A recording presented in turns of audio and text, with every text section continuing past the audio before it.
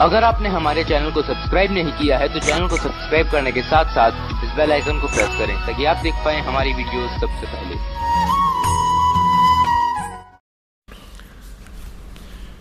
एक समय एक राजा था, काशी नरेश वीर देव सिंह बघेल। वो राजा लोग वही बनते हैं जैसा आपको बताया था, ये पुण्यकर्मी प्राणी होते हैं और इनमें भगवान की चाह बराबर रहती है। और ये साधु संत मंदिर आदि में गुरुद्वारों में ये जाते ही रहते हैं, इनके बस की बात नहीं।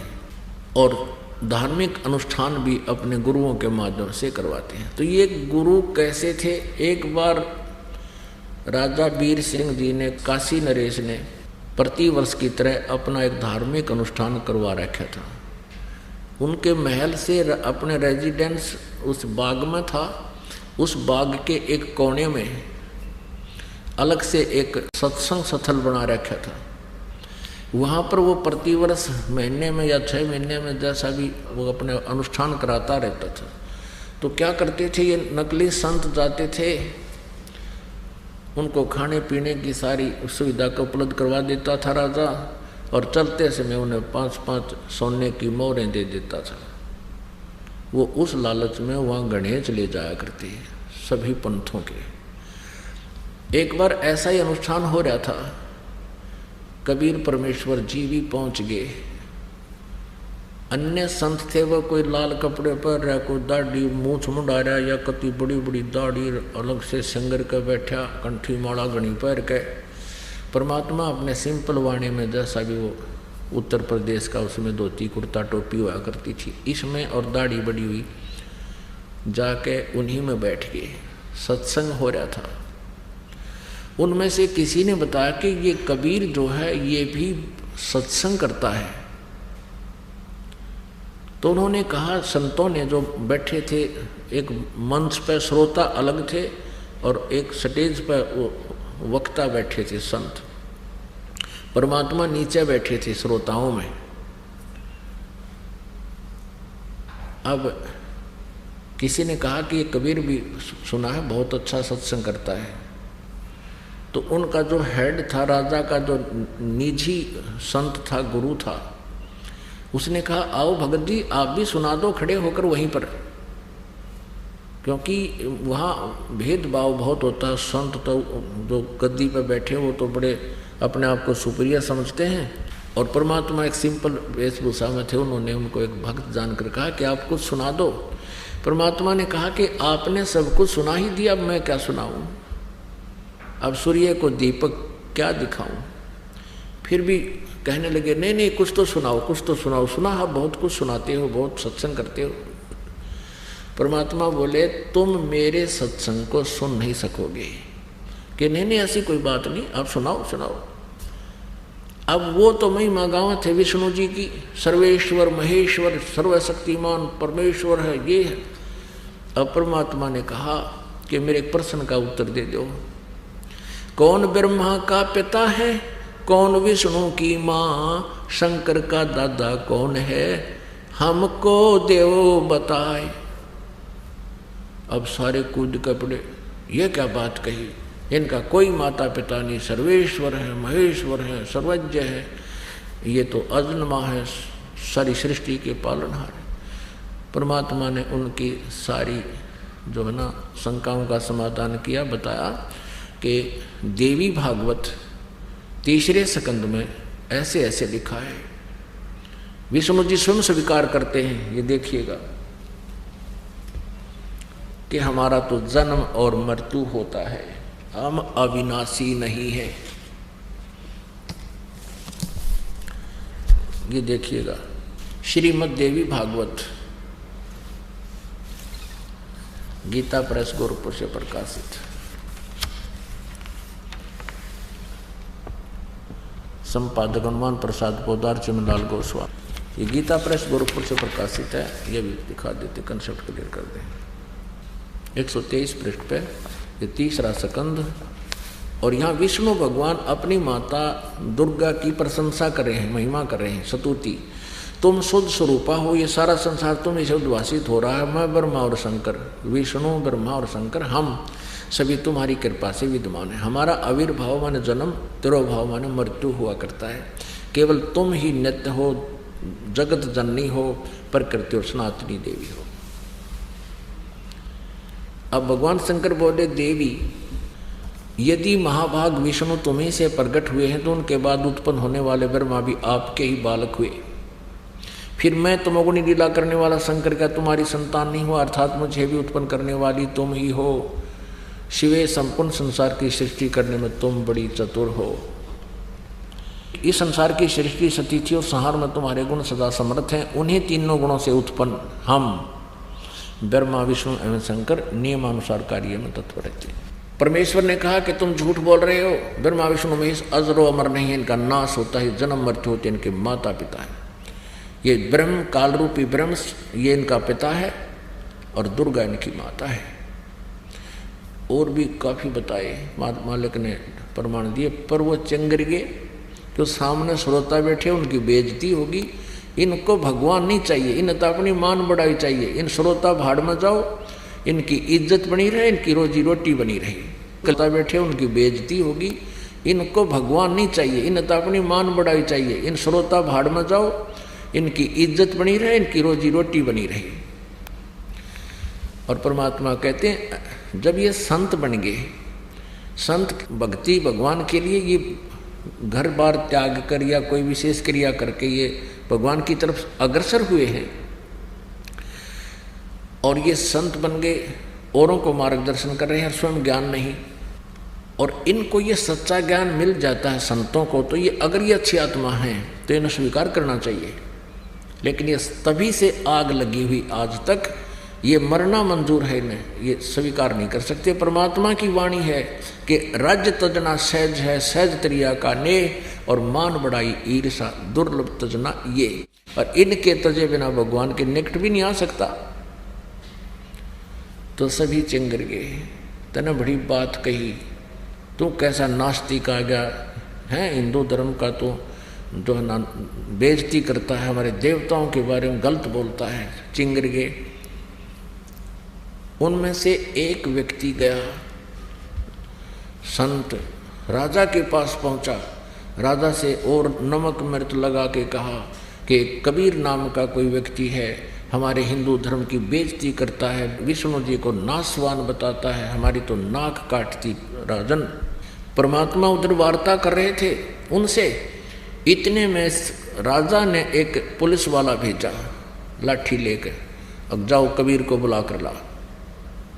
राजा घर पे बैठा है और सांग करवा रहा है बाग में, हुआ उड़ा सत्संग कर। राजा का क्या लाभ हुआ उसको, कहते बैठे सत्संग सुना तो कुछ लाभ हो। ये ऐसे ड्रामेबाजी हो जाती है, ये अभिमान, ये अहम होता है इनमें, हमारी बेइज्जती हो जाएगी सत्संग में जाकर बैठांगे तो। लेकिन पुण्यात्मा ऐसा नहीं करते।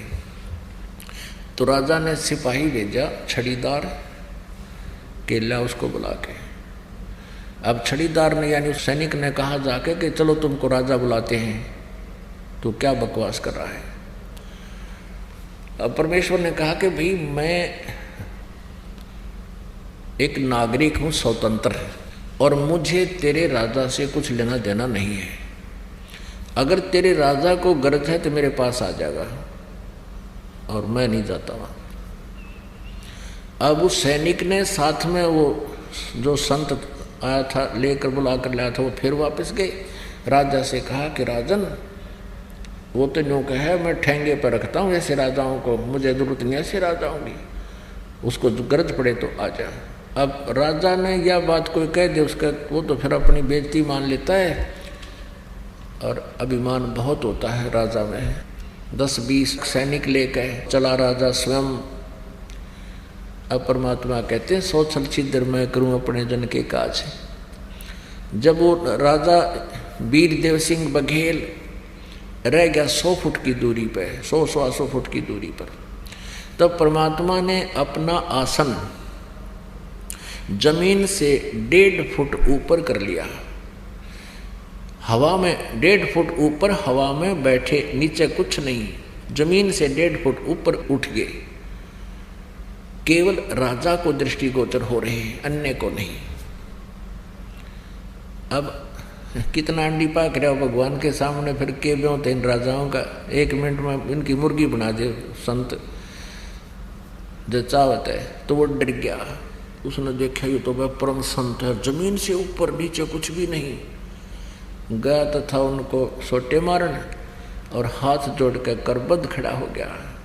हे परवरदिगार, आपका क्या विवाद है? परमात्मा बोले कि विवाद इनका और मेरा है, आप किस लिए आ गए यहाँ पर? अब कोई जवाब नहीं, घबरा गया कि क्योंकि इतनी चमत्कार देखकर कलजा पाट जाए आदमी का। राजा बोला मेरी गलती होगी, इन्होंने बुलाया मुझे। तो परमात्मा बोले ये अज्ञानी बैठे हैं, इनको ज्ञान नहीं है।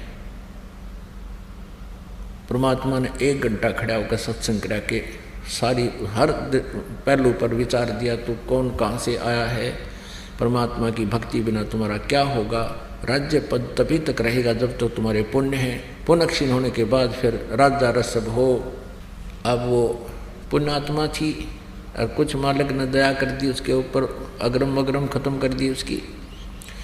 हाथ जोड़ के कबीर परमेश्वर को अपने महल में ले गया कि मेरे साथ चलो परवरदिगार। परमात्मा बोले अपने गुरु को भी साथ ले ले जब चलूँगा। अच्छा जी, सबको विदा करवा दिया। उनको जो दक्षिणा दिवानी थी दे दी जाओ, वो तो लालची आ रहे थे। भोजन भंडारा करा दिया उसके गुरु को, और साथ में परमेश्वर दोनों राजा के महल में गए। अब परमात्मा कहते अब सुनो मेरा इसका क्या विवाद था, निकाल तेरी सारी पोथियों को। और राजा के सामने बैठा है और अगर तू झूठ बोलेगा तो फिर देखना। राजा बोला इसका बक्कल तुड़वा दूँ जब झूठ बोलेगा तो।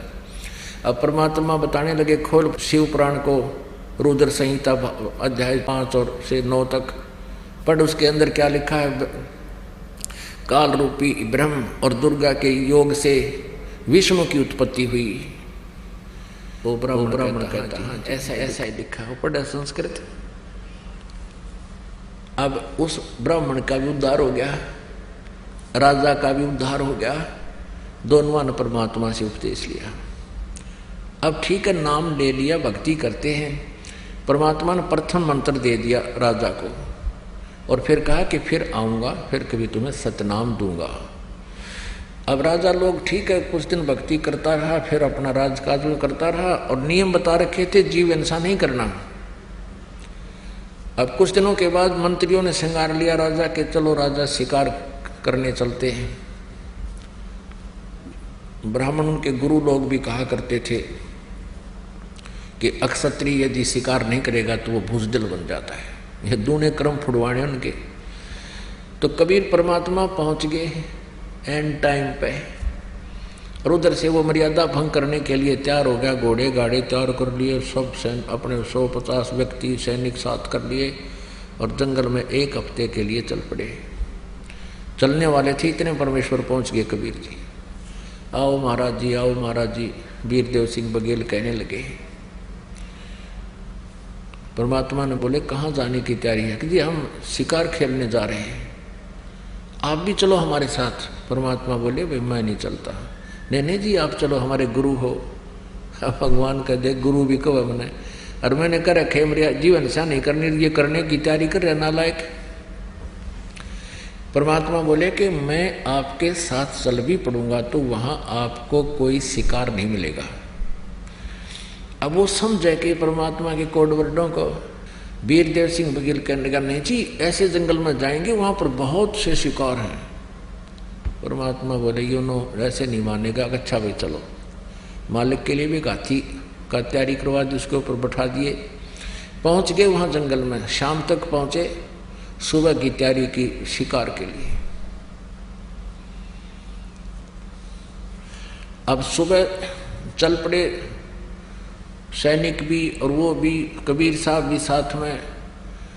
इतनी दूर चले गए जंगल में जहाँ कोई पानी का स्रोत नहीं था, जल का स्रोत नहीं था, और जो भोजन भंडारा था वो दूर छोड़ आए थे। वह कम से कम 30 किलोमीटर जंगल में चले गए शिकार करते करते। वहाँ शिकार कोई नहीं मिला उनको, ढूंढते ढूंढते खोजते खोजते चले गए। एकदम ऐसी रजा करी मालिक ने, सबको प्यास लग आई और जबरदस्त भूख लग आई। सबके प्राण मुंह को आगे, यदि 10 मिनट में आहार और जल ना मिले तो सारे मरे, राजा भी खत्म हुए। जल थोड़ा बहुत साथ ले गए तो पी प्या लिया था। अब राजा ने कहा भी आसपास खोजो, कोई जल हो, कोई बाग हो, कहीं कोई फल आहार मिले। सब जाकर घूम आए, कहीं कुछ नहीं मिला। 2-2, 3-3, 4-4 किलोमीटर तक घोड़े पर भी जाकर आ गए। अब सब चिंतित हुए, बहुत बुरा बनेगा, अब क्या होगा। परमात्मा ने कहा कि चिंता ना करो, ये ऊपर पहाड़ी नजर आती है ना, वहां देख कर आओ।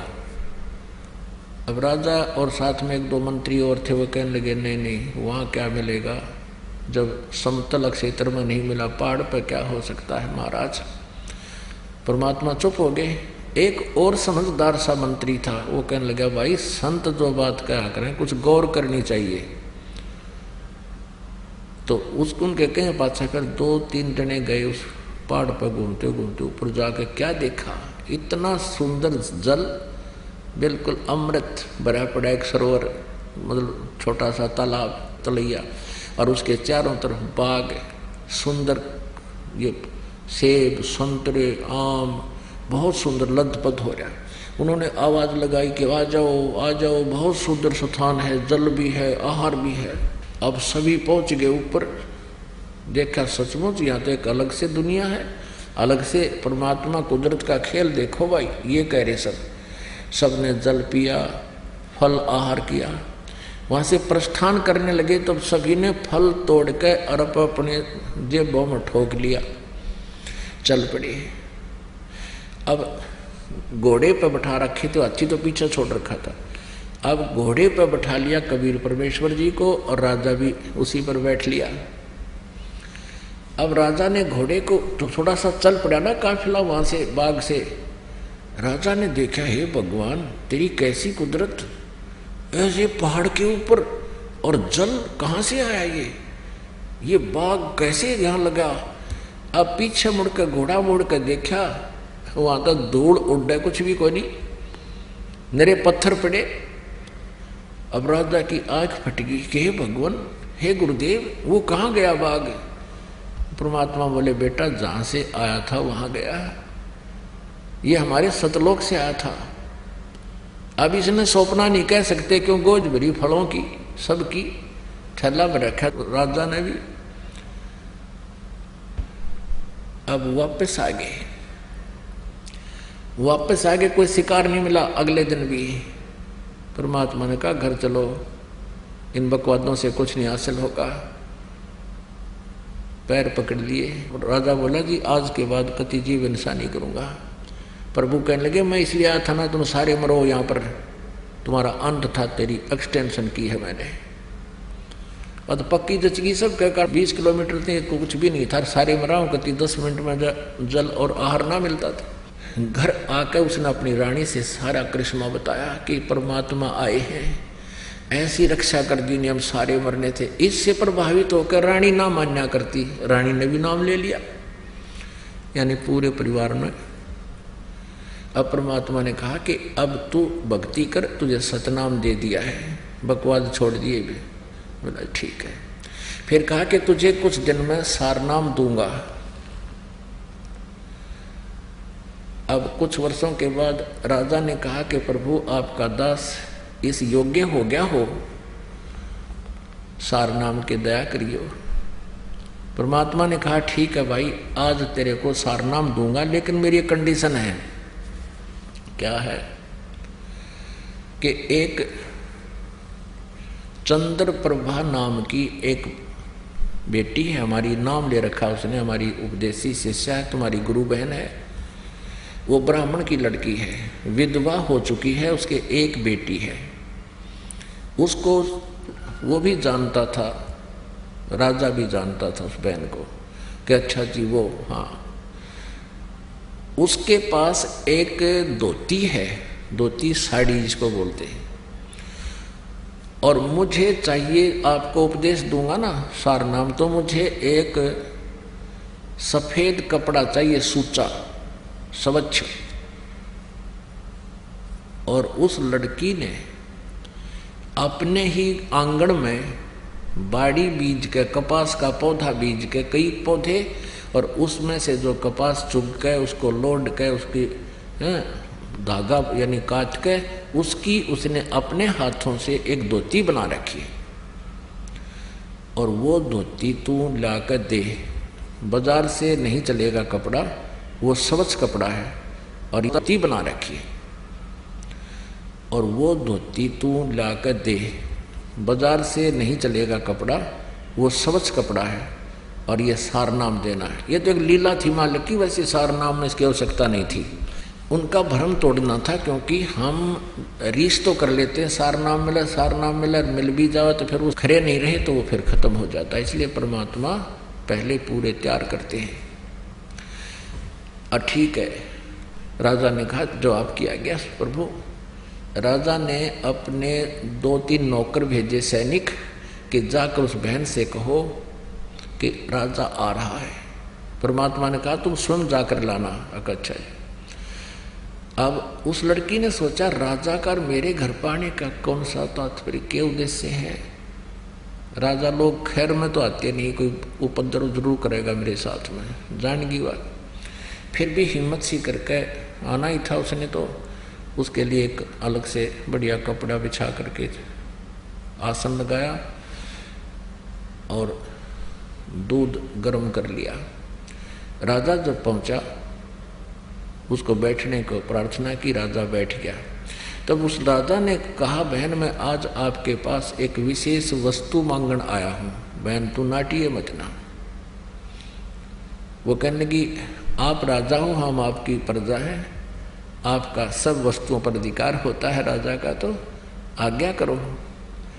राजा बोला आज्ञा नहीं, मैं प्रार्थना करता हूं, मैंने उपदेश लेना सारनाम। राजा बोला आज्ञा नहीं, मैं प्रार्थना करता हूं, मैंने उपदेश लेना सारनाम। और गुरुजी ने एक कंडीशन रख दी है, उसमें कुछ सफेद कपड़ा चाहिए स्वच्छ। आपके पास गुरुदेव ने एक धोती बताई है, वो धोती जो तूने, तो लड़की ने कहा कि धोती तो मेरे पास बहुत है, दे दूंगी। नहीं, वो धोती दे मुझे जो आपने गंगा जल से लाकर के कपास के पौधों को सींचा है, और फिर उसमें जो कपास उगी है उसको लोड कर काट कर और उसका कपड़ा से धोती बनाई है, वह धोती मंगवाई है गुरुदेव ने। इसकी जो कीमत तू मांगेगी बहन मैं दे दूंगा। तो लड़की कहने लगी किसी कीमत पर भी इस धोती को मैं नहीं दे सकती, क्योंकि मैंने इसको अपने भगवान जगन्नाथ के लिए तैयार किया है। जगन्नाथ का मंदिर है उड़ीसा में, और वहाँ भगवान की मूर्ति पर चढ़ा कर आऊँगी इस धोती ने। इसमें एक एक तार मेरा भगवान के प्यार का जुड़ा हुआ है, ये मैं तुझे राजा किसी कीमत पर नहीं दे सकती, मुझे मजबूर ना करना। राजा ने कहा बहन सोच ले, मेरे जीवन का सौदा है, मुझे सारनाम नहीं मिला तो मेरा जीवन व्यर्थ हो जाएगा। तू 5 गांव ले ले मेरे तय, जो मुंह मांगे तुझे धन दे दूंगा, तू मुझे धोती दे दे। वो लड़की कहने लगी मैं इस धोती को आपको नहीं दे सकती, तेरे राज को त्याग सकती हूँ, फांसी दे मैं फांसी पर चढ़ सकती हूँ, जबरदस्ती छीन सकता है, मैं अपने भगवान की धोती नहीं दे सकती। उसने कहा गुरुदेव ने कहा, किसी ने कहा? वो लड़की कहती है नहीं, मैं अपने भगवान वाली वस्तु को नहीं दे सकती। अब राजा क्योंकि भगवान से डरने वाला था, मालिक का ज्ञान सुन रखा था ना, उसका 2 मारो जूतर उठा लेता था, ऐसे चलना नहीं था। तो वो जान गया अक भाई मेरे कर्म माड़े हैं, जब लड़की के जद पकड़गी, कर्महीन हूं मैं, ये सारनाम नहीं मिला तो मेरा जीवन व्यर्थ रहेगा। राजा वापस आ गया। राजा का चेहरा देखकर प्रभु ने कहा क्या रहा राजन? कबीर साहब ने कहा कि भगवान मेरा दुर्भाग्य है, मैं कर्महीन इंसान हूँ, आज मेरे शुभ मार्ग में बाधा बन गई, उस बहन ने धोती दी नहीं। परमेश्वर ने कहा भी क्या कहा? कि वो कहती है कि मैंने अपने भगवान जगन्नाथ के लिए इसकी तैयारी की है, और मैं उसको ही चढ़ाऊंगी, जगन्नाथ के मंदिर में जाऊंगी, नंगे पैरा जाऊंगी और भगवान का चढ़ा के आऊंगी। मैं नहीं दे सकती। मैंने सारे प्रयत्न कर लिए, उसको सब लालच भी दे दिया, हाथ भी जोड़ दिए, पर वह बहन मानी नहीं। गुरुदेव मेरा दुर्भाग्य है। परमात्मा बोले भी चलो मैं अपनी कंडीशन लूज करता हूँ, अपनी शर्त को मैं ढीला करता हूँ, तो ऐसे कर, ये बहन जगन्नाथ में जो तेरी गुरु बहन है, जगन्नाथ के मंदिर में या धोती चढ़ा के आवेगी, अर्पण करेगी, तू उसकी मदद कर दे, रास्ते में उसको कोई बाधा ना करे, और उस धोती को वे ठीक ठाक चढ़ा कर वापस आ जाएगी, इसको कोई दुख ना होया तो मैं तुझे सार नाम दे दूंगा, फिर मैंने कपड़े की जरूरत को ना। राजा ने राहत की सांस ली, एक नई किरण दिखाई दी प्रकाश की, ने बोला जो आज्ञा महाराज। उसी समय राजा ने 2-3 नौकर समझदार से भेजे और बहन से कहो कब जाएगी वो पूछो उससे, और उसकी मदद करो, उसको उसके लिए एक रथ जोड़ ले जाओ, बैठा कर ले जाना, खाने पीने की व्यवस्था करना, बहन को कोई दुख ना हो।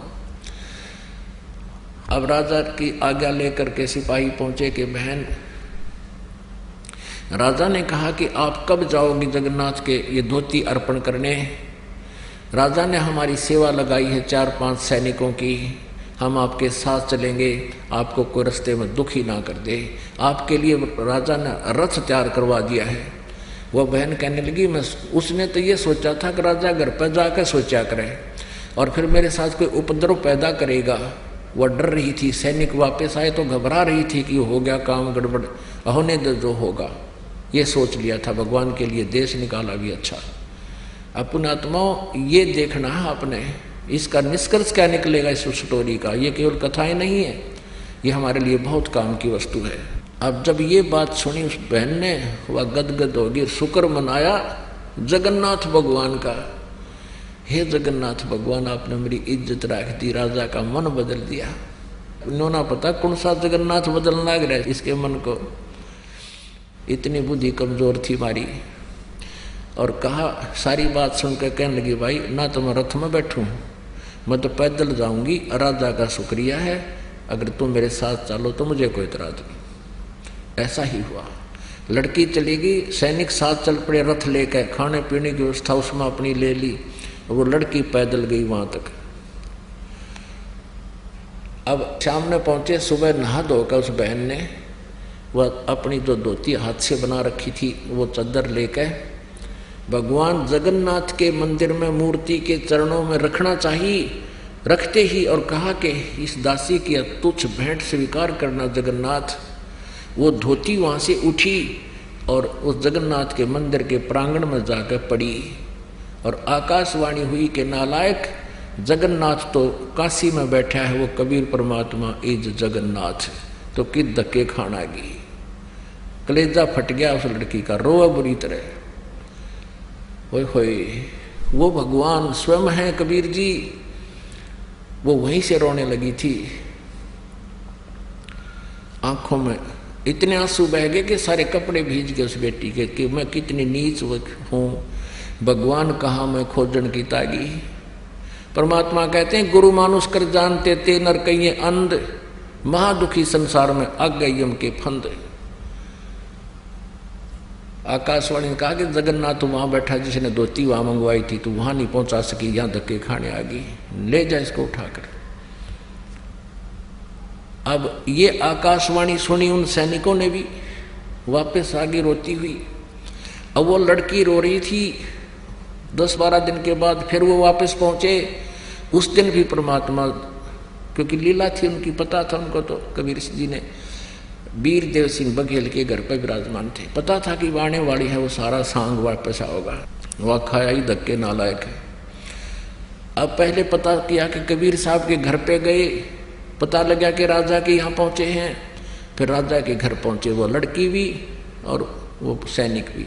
लड़की रो रही, उसको उससे बोला नहीं जा रहा, चरणों में गिर गई भगवान कबीर साहब के, और ऐसे रो रही है कि उस पर आवाज़ निकल रही, गला कति रुंध गया उसका, ना कुछ बता पा रही है। अब राजा ने सोचा भाई के बिजली गिर गई इस लड़की पे, और गुरुजी ने तो कहा था इसको कोई दुख ना होना चाहिए, और क्या आपत्ति आ गई, और ये रो रही है, अब मुझे नाम मिला नहीं, क्योंकि भगवान ने कहा था इसको कष्ट नहीं होना चाहिए।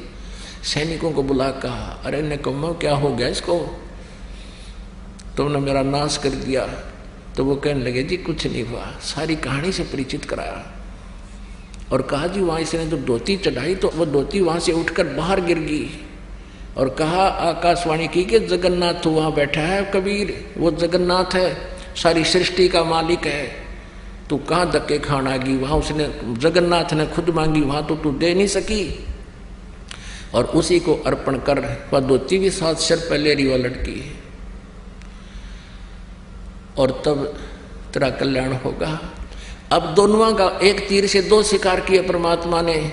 न उस वीरदेव सिंह का विश्वास था कि कबीर इज गॉड, और न उस नालायक का विश्वास था कि कबीर इज गॉड। गुरु बना रखा, लेकिन भगवान वो पत्थर मान रखा था वो जगन्नाथ का। अब दोनों का हृदय साफ हुआ, परमात्मा के चरणों में गिर गए। परमात्मा ने कहा प्रथम नाम दोबारा लो, द्वितीय दोबारा लो, फिर भक्ति करो, जब सार नाम दूंगा। बोलो सतगुरुदेव।